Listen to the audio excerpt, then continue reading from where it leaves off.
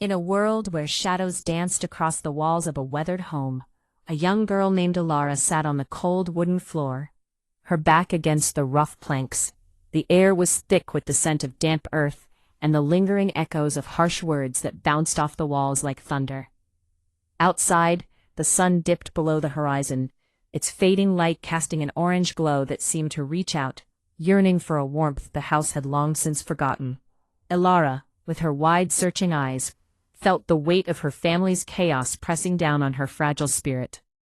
Each day was marked by a new explosion of tension, her father's angry shouts, her mother's silent tears, the silence that screamed louder than the arguments. But within Alara, there burned a flicker of something more powerful than the suffocating despair that surrounded her. It was the longing for clarity in the chaos, for understanding amidst the misunderstanding. Pain is often the doorway through which awareness learns to see, she whispered to herself, a mantra that echoed in her heart. She had learned at an early age that awakening was not a gentle tide, but a storm that swept through the soul, unearthing buried truths and forcing one to confront the depths of their own existence. As the days turned into months, Alara began to realize that her sensitivity, once a source of pain, was also her greatest gift. The tumultuous environment of her family shaped her perception sharply. Each argument, each cry of anguish, was a lesson in intuition. She saw through the veils of anger and sadness, understanding that the chaos was not a curse, but an invitation to grow, to awaken. Yet it was not without conflict. The weight of her family's history pressed heavily upon her, and she often found herself trapped in the narrative of victimhood, feeling the tug of resentment like a chain around her heart. But with each passing moment, she learned to reframe her story. She began to see her family's emotional turmoil not as a battlefield, but as a sacred terrain where her spirit could learn and evolve.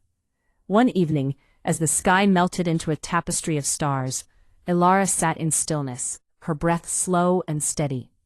She closed her eyes, allowing the cool night air to wash over her. "I am not here to repair the past," she thought. "I am here to see through it." In that moment of surrender, she felt a profound shift within her, a release of inherited patterns, and a calming of her once overwhelmed nervous system. Time passed, and with it, Alara learned to embrace her uniqueness.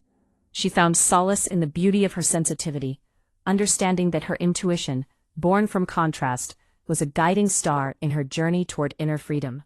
She chose presence over resentment, and slowly, the shadows that once haunted her began to dissipate like morning mist. Alara became a beacon of hope for others, sharing her story of awakening through the turmoil of childhood trauma. She spoke of the deep perception that arose from chaos, how consciousness sometimes chose difficult paths to remember itself more fully. In her eyes, others saw the reflection of their own struggles and began to soften their grips on their pasts.